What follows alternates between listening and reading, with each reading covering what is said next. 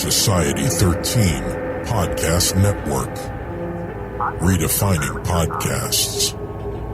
Society-13.com. I like to listen.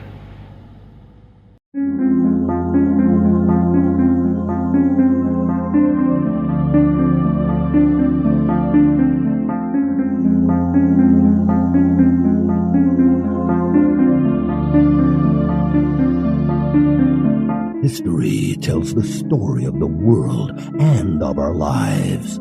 Sometimes that history goes bump in the night.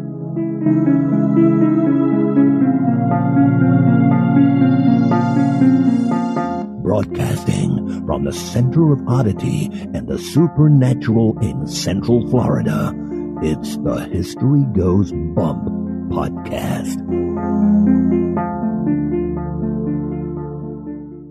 Hello, you spooktacular people. Welcome to this 145th episode of the History Goes Bump podcast. Ghost Tours for the Theater of the Mind. I am your host, Diane. And this is Denise. And on today's episode, we have a location that was suggested by our listener, Emily Ridener. And that is the Whitney in Detroit, Michigan. Before we get into that, we'd love to have you check out our website, historygoesbump.com. Denise, if people want to send us feedback, where can they do that? They can do that at historygoesbump@gmail.com. Denise, did you know that Halloween decorations are starting to come out? I did know that. I've already been looking at some. I can almost taste it. It's getting closer. Ooh, looking forward to it. Just remember, guys, for our Halloween special, we do feature listener stories. It doesn't have to just be in a historic location. So if you want to share those with us, go ahead and email them to us. And if you would like to share it verbally, let us know that as well, and we'll pick a time to get you recorded. We have new bags in the Emporium. A lot of you have been saying, hey, don't you have a tote bag or something? Well, we do now. So if you want to check those out, just click on the Emporium tab at the website. Also want to mention, we did a little special something for Shadows at the Door. They're putting together an anthology. Some of you may recall that, and maybe some of you have already donated to it. We created a special episode called Haunted County Durham, and it's a location that the editor, Mark Nixon, sets his story in. This episode is an exclusive, and you can get access to it if you donate to the Shadows at the Door anthology. It's a little over $2.60 American money. It's about £2. What you do is go to shadowsatthedoor.com/store. And at the very bottom of that page, you'll see the little link there. And there's a buy button. You just click on that, make your little donation, and you will get the episode sent out to you. I think you'll really enjoy it. We cover several haunted locations in County Durham and a certain specter as well. Plays bagpipes. Want to give a shout out to Dee, who is still listening to us in the dim lights on third shift. Boo! Denise, it's funny. I had been hesitant to get on Instagram. Didn't really think I'd be able to figure it out. But we realized that a lot of young people really enjoy Instagram. So we're like, we really better bite the bullet and get on there. So we signed up for it a few months ago. Didn't really do anything with it. We finally started doing stuff with it, and it's been going crazy. Thank you to all of you guys for following us on Instagram. Yes, thank you very much. And I actually like Instagram because it's pictures, and I love to take pictures, so... And we had a young lady over there send us a message, and she let us know that she loves our podcast, and she shared a photo that her boyfriend took on a trip to Savannah. And this was outside the Colonial Park Cemetery there. We do have this picture up in the show notes for today's episode if you want to check it out. It could be matrixing, pareidolia, but it does look like there's a face coming out of the tree trunks, and it kind of looks like Nosferatu to me. Kind of hideous looking.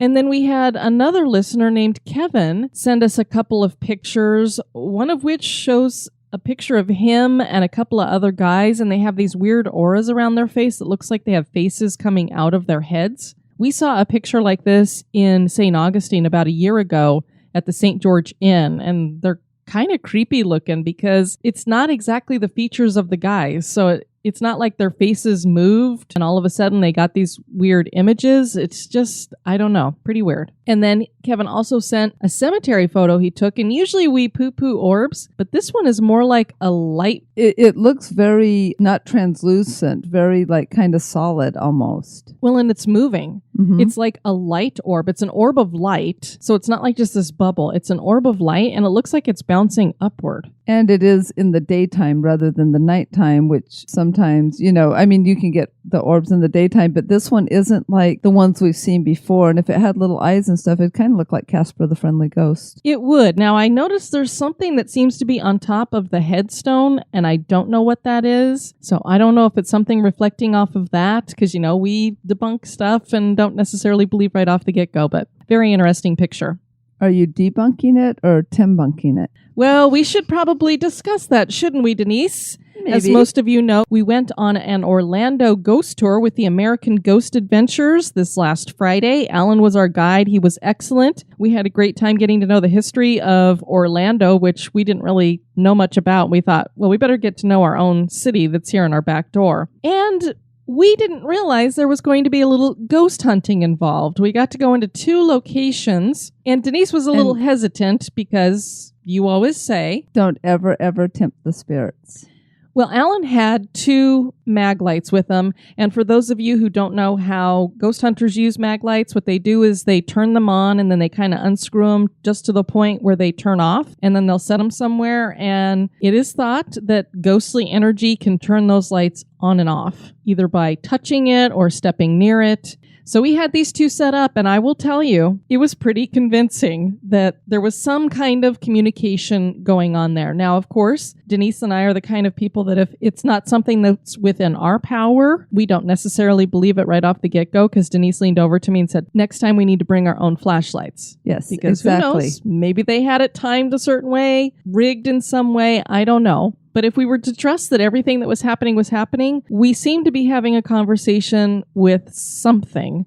Anyway, in the back corner, we were in a bar called the Treetop Bar. And you go up these stairs, it's like you're going up into a treetop, and they have AstroTurf on the floor. And then we went into the next room that was next to it, which looked almost like an abandoned bar. I'm sure they have it open during busy times or something. But they had this weird kind of disco pulse light that was in the back corner. And it was on, I don't know what kind of timing, but it would go all these different colors like red, blue, yellow. And it would blink on every so often and blink the lights around, and then it would click off, and then it would blink on a little bit. And a couple times Alan kind of played with it to see if we were getting some kind of response, and we weren't so sure about that one. But then Denise, who was always telling everybody, don't tempt the spirits, did something that I didn't know she was doing until we were getting ready to go home. And for those of you who didn't get to see that exchange, we did do a live video that's up in the Spooktacular crew. But Denise, explain what exactly you were doing, because you say you weren't tempting the spirits. No, I was trying to debunk. Just like I said, we needed our own flashlight. So the lights went on, and I was just kind of joking as we were walking up because we'd already packed up. We were leaving. So I went, boo, and the light turned off. Okay, so if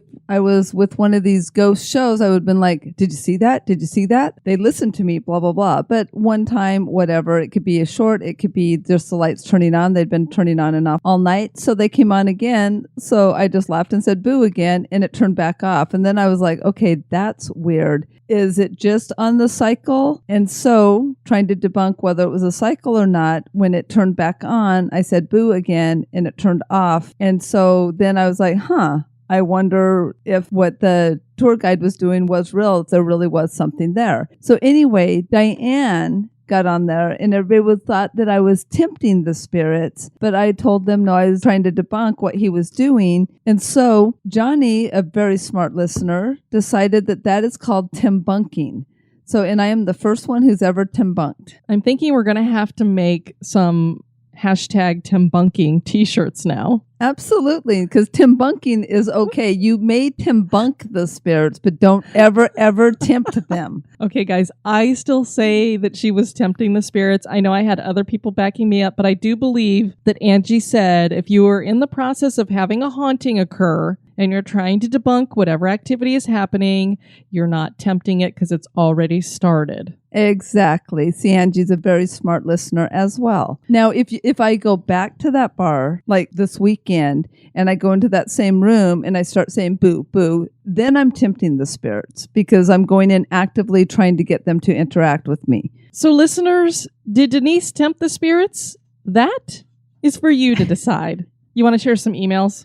Okay, we got an email from Callie Hicks. I just wanted to take a moment to say hello. I've been a big fan of your podcast for almost a full year now. I get so excited when I see a new episode pop up in my podcast feed. Haunted history has always been fascinating to me. Thanks to your podcast, I have quite a list of spooky places to visit one day. I also wanted to mention I am also a Walt Disney World cast member like Denise. I'm a graphic designer, illustrator, working for Disney Design Group. We create all the merchandise for Walt Disney World and Disneyland. I've been with the company since 2008. I discovered your podcast at the very moment I started working on a huge project for the Haunted Mansion. You two kept me company during some long days and nights working on the art. Hearing all your spooky stories certainly made me motivated drawing all those happy haunts. So I just wanted to say thank you. And I'm interested in what artwork she did for Haunted Mansion, because we look at all that new art like in Memento Mori and a lot of the other stores that are at the parks. And if it's merchandise, she might have drawn one of them. And Denise likes to shop, so go figure. And then we also heard from Molly Frias. Hey ladies, my name is Molly Frias. I recently became an executive producer. Yay! I'm the one who compared your show to the cream cheese Mickey Mouse pretzel. And no, Denise, it's just a sweet cream cheese, no jalapenos. Dang it. So we need to get creating a new pretzel. I love your podcast, and it's one of my favorite pastimes since I became legally blind and had to stop working. You both bring a huge smile to my face with your banter and laughter. I'm also a huge Disney lover, and like Diane, I am Team Villains all the way. Yeah. You poor simple fools, thinking you could defeat me, the mistress of all evil. It would be a pleasure to meet you one day if you ever do a ghost tour here in Los Angeles, California, or maybe spend the day at my favorite place in the world, Disneyland. Thank you for being a bright light in my day, and just know that your listeners love you unconditionally. And we heard from Sasha. I've been listening to your podcast for a handful of months now and can honestly say that I love it. I've almost caught up on past episodes due to my long drives and long prep room hours. I'm a trade embalmer in Santa Cruz, California, and can appreciate the mixture of history, lore, and the macabre. Your presentation of archived events and local experiences are perfect, and I find your mispronunciation of names and places endearing and genuine. Thank God. I know, so at least we get to be endearing. My experiences from working in hundreds of funeral homes and morgues are vast. I'll spare you the novel and just say that in my personal opinion, the history of our past is marred into our surroundings. Residual energy and lost spirits are incredibly real and become even more real when their stories are told by open-minded voices such as yours. The only thing people that have passed and the survivors that they leave behind have in common is the desire to be remembered by memories. This is one of the reasons I listen to your podcast and others like it, history and paranormal alike. Well, that's a really cool way to think of it. Very cool. And then she went on to suggest some locations in Santa Cruz, so we're looking forward to checking into those. We want to welcome to the Spooktacular crew, Michelle. Hey, Michelle. Rachel. Hi, Rachel. Marissa. Hey, Marissa. Amy. Hey, Amy. Doyle and Julia. Hey, Doyle and Julia. Mary. Hey, Mary. Trevor. Hi, Trevor. Carlos. Hey, Carlos. Thomas. Hi, Thomas. Michael. Hi, Michael. And Lena. Hey, Lena. She is also known as Selena, and she is host of the Haunted Estate podcast, which I've been listening to and binging on recently. It's got haunted histories and true ghost stories on it as well, if you guys want to check that out. We're going to be featuring the Whitney today. You ready to go, Denise? I sure am. And just so people know, Emily Ridener's parents went there for a special occasion and took pictures of the interior, and it's hard to find pictures of the interior, so if you want to see those will be in the show notes as well.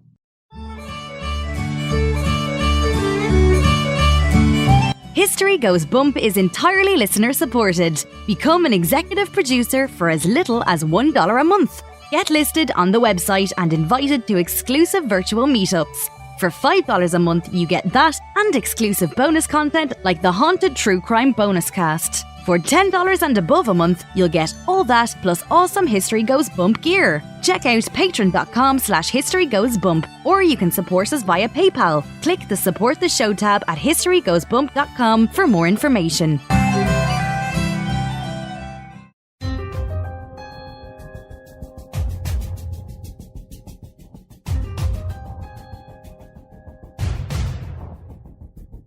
History is full of oddities, curiosities, mysteries, and the truly bizarre. Welcome to this moment in Oddity.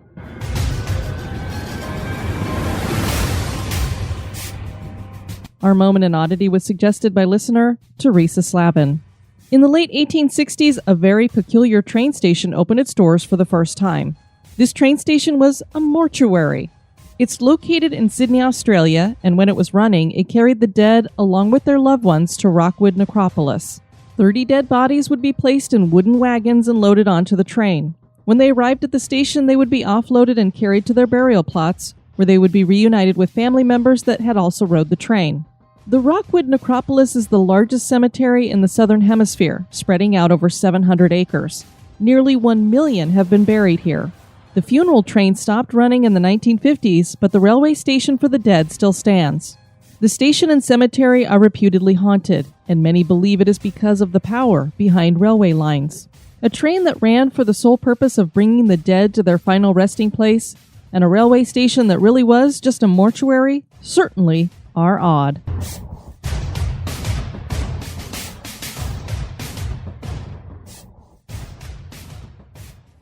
Grab your slippers, hot chocolate, flashlight, and maybe even that baseball bat.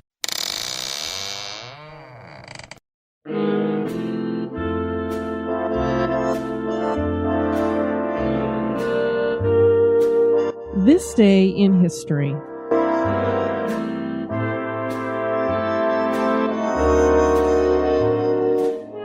And this day in history is brought to us by Richard Schaffer.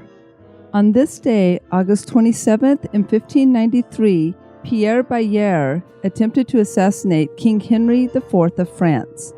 He failed in his endeavor and later confessed the attempt to a Dominican priest named Father Barrière in hopes that the priest would absolve him. This would lead to his demise, as this priest would turn him in. Apparently, Jesuit priests were notorious for promoting the assassination of the king, while others, like the Dominicans, remained loyal to the crown. It is shocking that Father Barrière not only encouraged him to confess, but also told him to follow through with all of the religious rituals, including Easter Mass. He told Barrière that this was a good thing he was doing, and perhaps the wannabe assassin thought that his confession would save him from punishment, along with the practice of the other rituals. Barrière never made it to Easter Mass. He was arrested later that day and was convicted in less than 4 days. He was placed on the breaking wheel, and after his body was broken and devastated, he was then dismembered.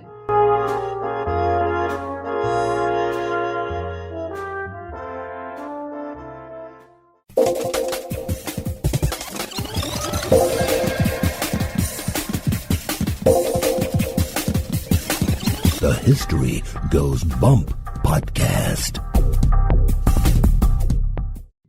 In Detroit, Michigan, sits a grand home with a gabled roof, arched windows, and a beautiful rose hue emanates from the facade.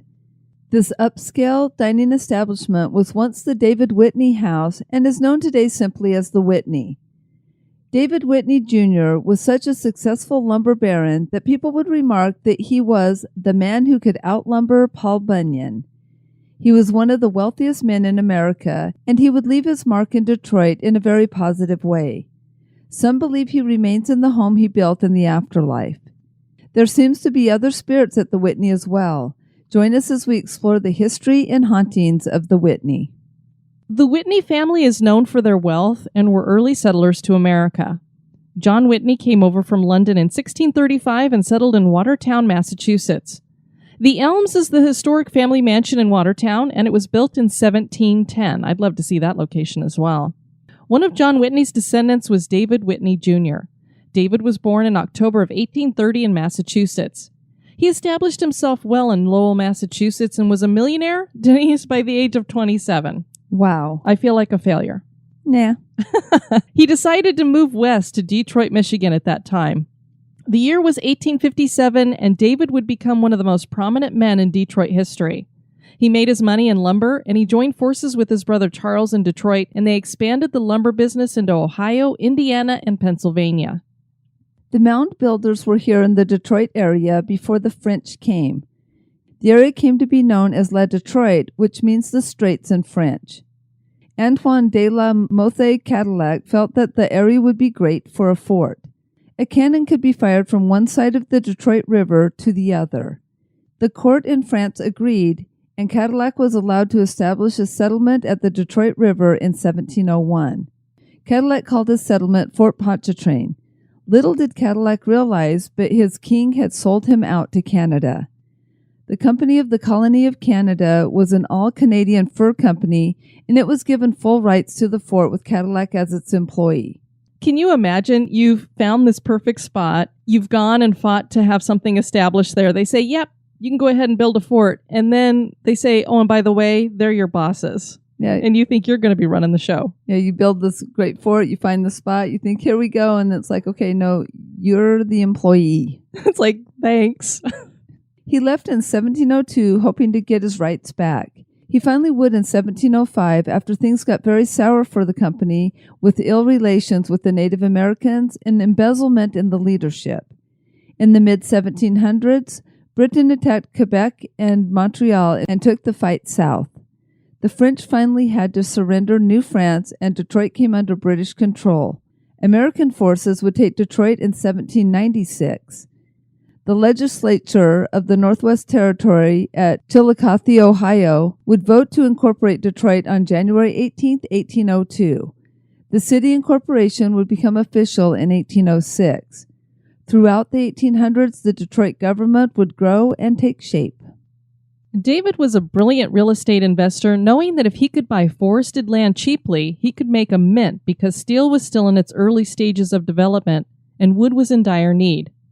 Most of the good New England wood had already been harvested. Michigan offered plenty of forested land, and he bought much of it for as little as $2 an acre. His profits would generally equal 100 times what he spent on the land. One obstacle to building a timber business in Michigan was getting the wood to sawmills and then to market. So David invested in shipping lines. He soon owned an extensive line of steam barges. When steel finally got a foothold and most of the prime white pine timber was harvested, David decided to use his real estate skills in buying property for other uses. He came to be known as Mr. Woodward Avenue because he bought so much property on that street. One of the structures he would have built on Woodward Avenue would be the David Whitney House. David's wife Flora, whom he had married in 1860 and had 4 children with, had passed away in 1882, and so she would never see the impressive home he commissioned to have built in 1890. Flora's sister Sarah would get to enjoy the home, though, as she married David in 1883, and she would live in the home until her death in 1917. David hired Detroit architect Gordon W. Lloyd to design the house, and it was built in the Romanesque style. A unique building material was chosen, South Dakota jasper, which is a rare variety of pink granite. Because of this, the house has a pink hue that is quite striking. The granite was laid in a random ashlar pattern. The outside is decorated with grotesque, intertwined leaf motifs and the initials DW. Slate tiles cover the roof in a fish scale pattern. There is a round tower with a conical roof, giving it a bit of a castle-like flair. It took 4 years to complete and encompasses 21,000 square feet with 52 rooms, 20 fireplaces, 218 windows, an elevator, and a secret vault in the dining room. It cost $400,000 to build. One newspaper described the house in 1894 as the most elaborate and substantial residence in this part of the country. 21,000 square feet and 52 rooms. I would not want to clean that place. No, but it sounds absolutely gorgeous. Especially, I want to see the pink hue, like be outside of it. Another place I want to see that does that color thing is the Taj Mahal. And so this would be like a little baby Taj. Sure. The thing, when this kind of fell into disrepair and people weren't loving it as much, it didn't have the pink hue as much. It got really gray because of all the pollution in Detroit. But once they got it cleaned up, it was shining again. It does sound like it's just gorgeous on the outside there. And anything that's decorated with grotesques is right up my alley. So, especially if it's pink. Pink grotesques. I don't know. I'd be interested to see what those look like. I haven't seen any pictures of those. The inside of the house was even more impressive than the outside. There was a great hall that featured a grand staircase. All rooms of the house opened into the hall that stretched all the way to the 3rd floor. This hall was illuminated with a Tiffany stained glass window that was 2 stories tall, featuring a knight paying his respects to the Whitney family whose ancestry contained several knights.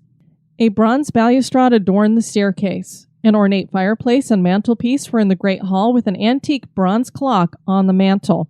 And there's actually a picture of Emily's mom, and it looks like behind her you can see the antique bronze clock on the mantel Very of the cool. fireplace. So it's still there. Yeah.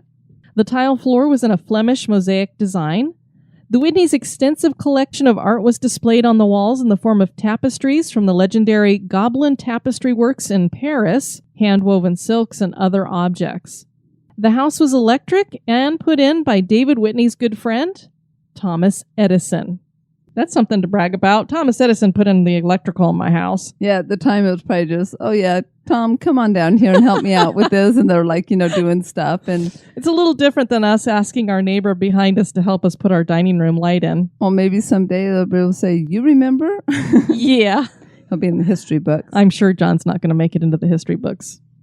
It was funny when you were reading all the different way styles were. It's like I'm getting Harry Potter going through my brain because it just kind of had that sound to it, and other objects. It's like the Gobelin tapestry works and handwoven silks and other objects. It sounded like a class from Hogwarts. Well, and we started off talking about this great hall. So you're imagining this great dining hall. It basically was the whole center of the house. The way I'm picturing it is open. It's like open air.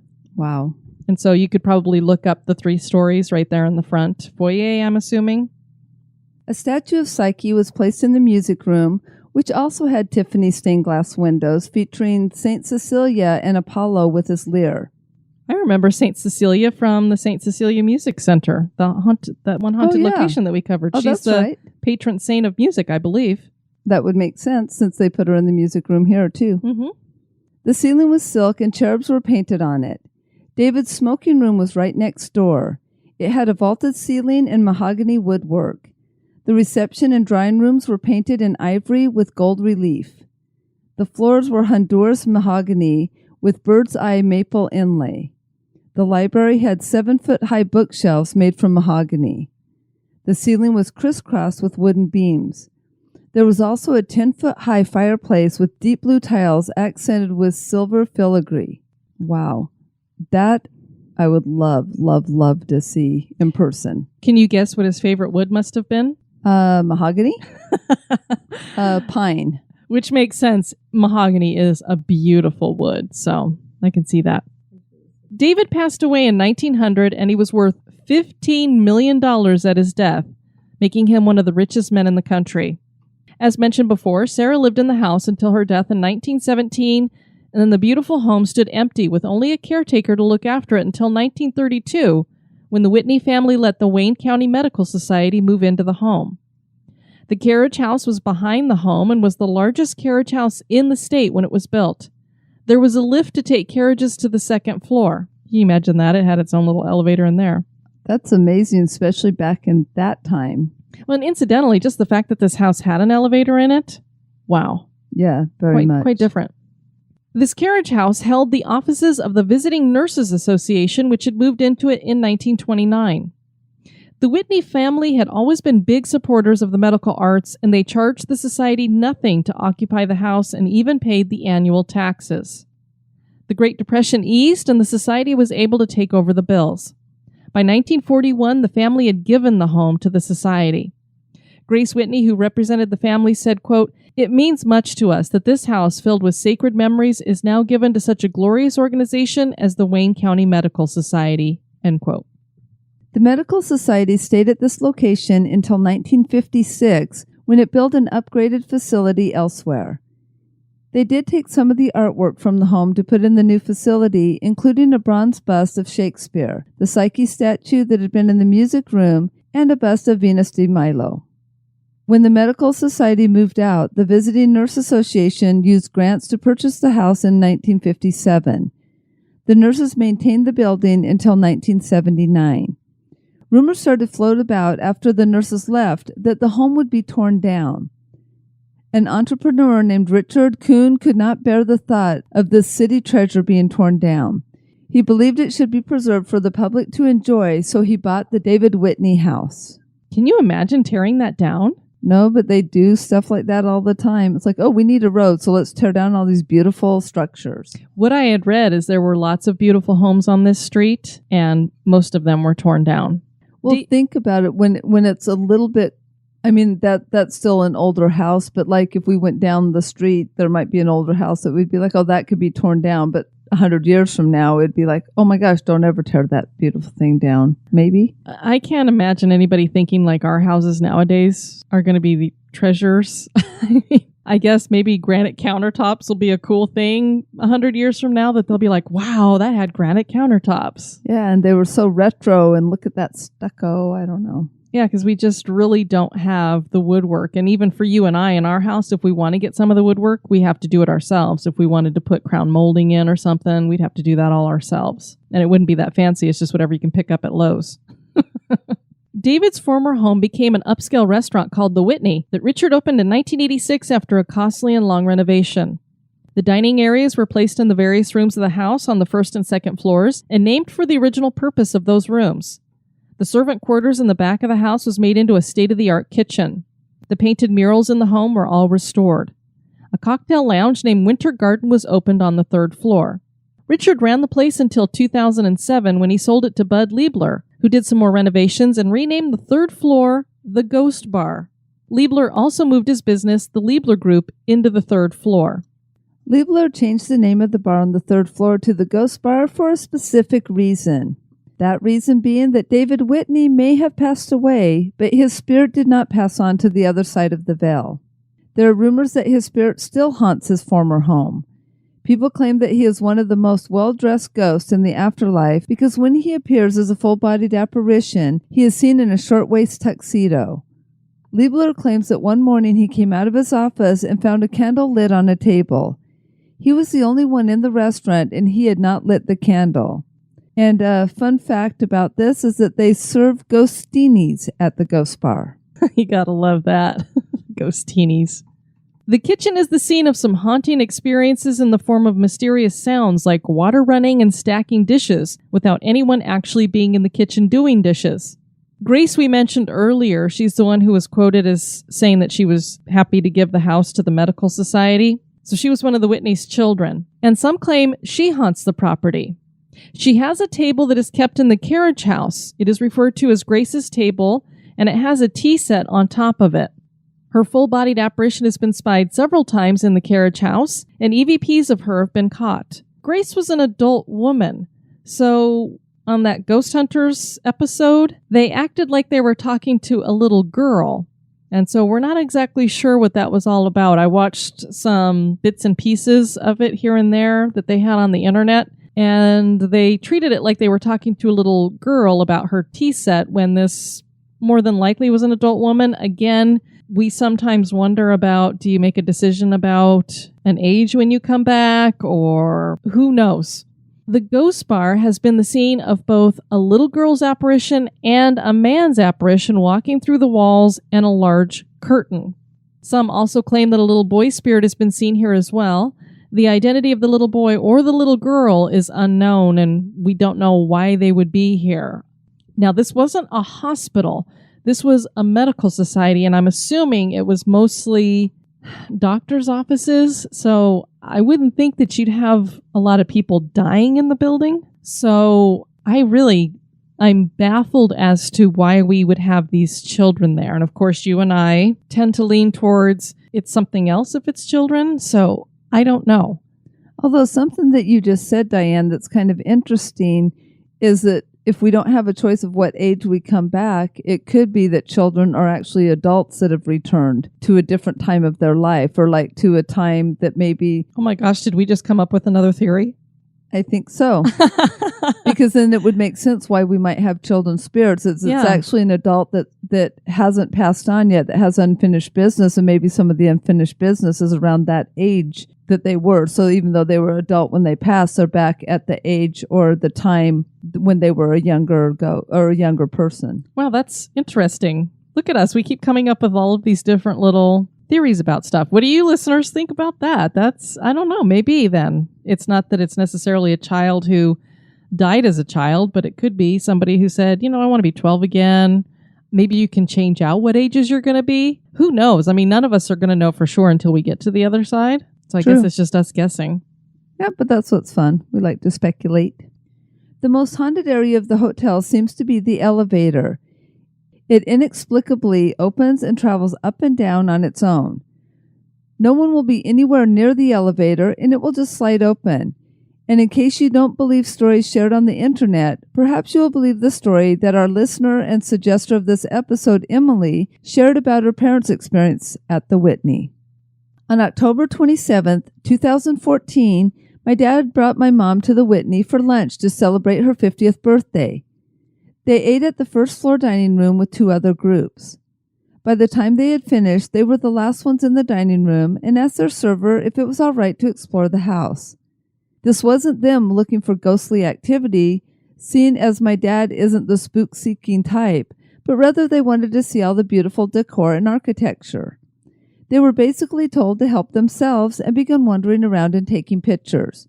While on the 3rd floor, they stood at the banister looking down at the landing and the stained glass windows. As they were taking in the stained glass, which my mom is a serious sucker for, the elevator to their left opened, waited, closed, and went back down as if someone had been standing nearby and had pressed the call button. Remember, the other 2 groups had left, leaving only my parents and the staff in the building. They'd been up there for long enough that they would have seen anybody call the elevator and walk away. They knew it was said to be haunted and figured the elevator showing up on its own was something that frequently happened. Again, they weren't seeking anything by exploring, but did get a bit of a thrill. Ghost hunters claim to debunk this by timing the elevator, but there are too many experiences to completely write this off as some kind of constant mechanical malfunction. I could see it happening every so often, but there are a lot of people who claim this happens. And here you have Emily's parents. They're the only ones left. Pretty interesting.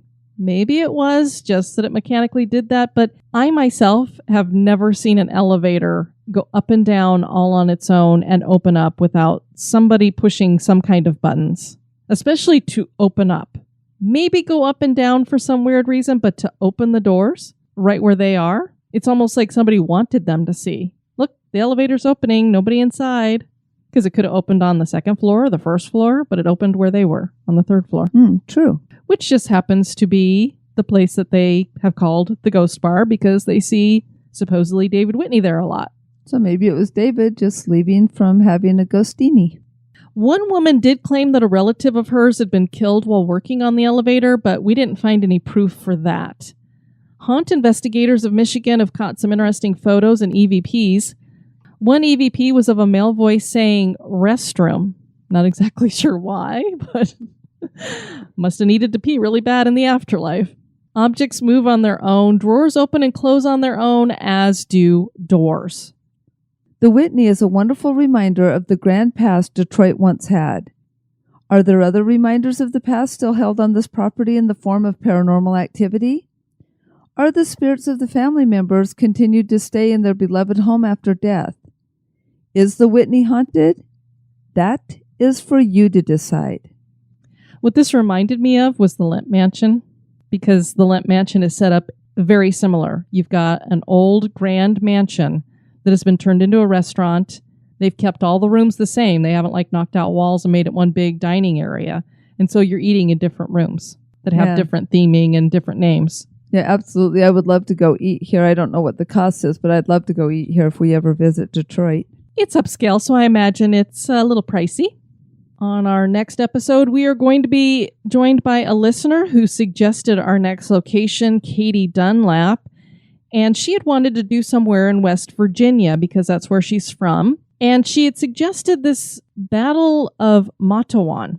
And when I looked at it, I didn't see any hauntings that went with it. But I saw that one of the people that was connected to this battle died and haunts a certain location there. And when I looked into the location, I found out, oh, this place is pretty haunted, called the Lowe Hotel. And it happens to be in the city of Point Pleasant in West Virginia. For those of you that are fans of cryptids or legends, you probably know why Point Pleasant would be significant. So we'll be talking about something else on that show as well as the Lowe Hotel. And what would that be, Diane? I'm not going to tell. So there you have it. We do have some reviews to share with you all over on iTunes. I think this username is supposed to be like, it's never be good instead of never be good, never be good. Right up my alley, 5 stars. This podcast is one of my favorites. I'm still exploring the huge backlog of episodes, and I keep finding old ones that I absolutely love. The latest episode about the Salem Witch House is my favorite so far. I love the blend of history and haunt that the hosts have mastered. Diane and Denise are both great. Big thumbs up from Metro Detroit. Isn't that interesting? We got a review from Detroit. We timed that. I did not actually time that. Was that synchronicity? I guess so. There you go. And Salem Witch House, we have heard a lot of great stuff about it. It's a lot of people's favorite, so I'm really glad that we did that one. Absolutely. Then we have Bronze Leviosa, 5 stars, and this is all one word. Oh my God, where have you been all my life? And then we have another, this is all one word. Oh my God, oh my God, oh my God, oh my God, oh my God. You ladies are perfect. Where have you been for my entire existence? Here. You've been here, and I've been blind. I heard about your pod via Myths, Legends, and Whiskey. Stayed away for a few months because I'm an idiot. I love ghost stories, history, podcasts, and Disney. All I have to say is that you two win on an exponential level. Thank you for existing. Well, thank you, Bronze. We appreciate that. And thanks, Tanner, for mentioning us on your show. Absolutely. And by the way, you're not an idiot.